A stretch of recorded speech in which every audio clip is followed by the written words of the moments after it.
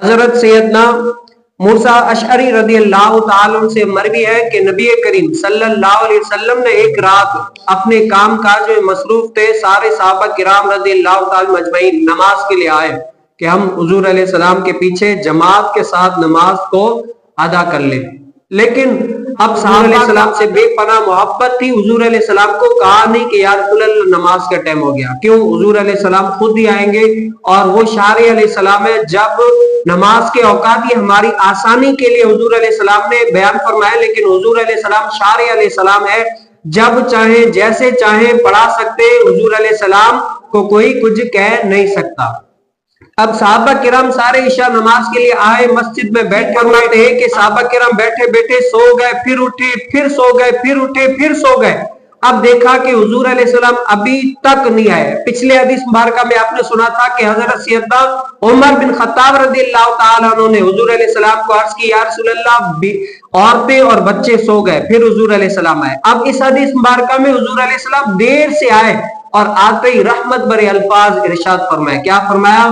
اے صحابہ کرام، تم لوگوں پر اللہ تعالیٰ کی نعمتوں میں سے ایک نعمت یہ بھی ہے کہ رات کا تہائی حصہ ہے۔ کیا ہے؟ رات کا تہائی حصہ ہے۔ اس وقت کوئی بھی ایسا نہیں ہے جو نماز کے لیے انتظار کر رہا ہو، اللہ کی بندگی کے لیے بیٹھا ہو۔ یہ اللہ کی نعمت ہے تم لوگوں پر، اور تم شروع سے لے کر آخر تک تم لوگوں کو نماز ہی کا ثواب ملا ہے۔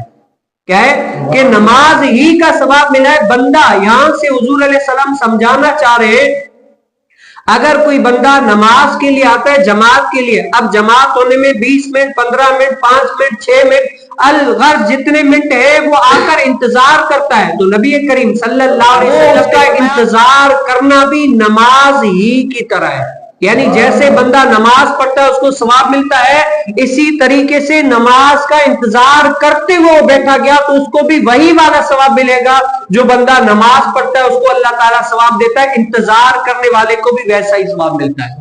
تو نبی کریم صلی اللہ علیہ وسلم نے فرمایا، اے صحابہ کرام، کی نعمت یہ ہے کہ اس وقت کوئی بھی ہے دوسرا نہیں ہے جو ایسے ثواب کا منتظر ہو۔ تم لوگوں پر اللہ کی خاص نظر کرم ہے کہ تم لوگ نماز ہی کے لیے انتظار کر رہے ہو۔ اب نماز عشاء کے بارے میں، جیسے عام نمازوں کے بارے میں آپ نے سنا کہ کون سی نماز کب پڑھنی چاہیے، تو نماز عشاء کے بارے میں نبی کریم صلی اللہ علیہ وسلم کے مختلف اقوال ہیں۔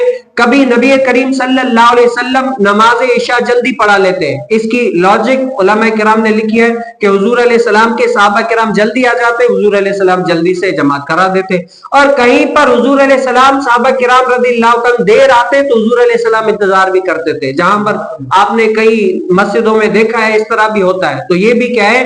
نبی کریم صلی اللہ علیہ وسلم کی سنت مبارکہ ہے۔ ہاں، اگر علماء کرام فرماتے کہیں پر فتنے کا خوف ہے، نماز کے اوقات مختص ہیں، اگر کسی بندے کے لیے آپ انتظار کریں گے فتنہ برپا ہوگا، نمازی ضائع ہو جائیں گے، اور کوئی وجوہات ہوں گی جو شریعت سے ٹکراتا ہو عمل، تو اس بنا پر انتظار نہیں کر سکتے۔ ہاں، اگر کوئی کسی کو جماعت کا ثواب پانے کے لیے کوشش کرتا ہے کہ یار میں نے جماعت پا لی ہے تو وہ دوسرا شخص بھی آئے گا پالے گا، ثواب در ثواب کی نیت ہے، اگر کوئی اس طرح کوشش کرتا ہے تب بھی کوئی مسئلہ نہیں ہے۔ اگر کوئی نماز میں شامل ہونا چاہے تو ہو سکتا ہے۔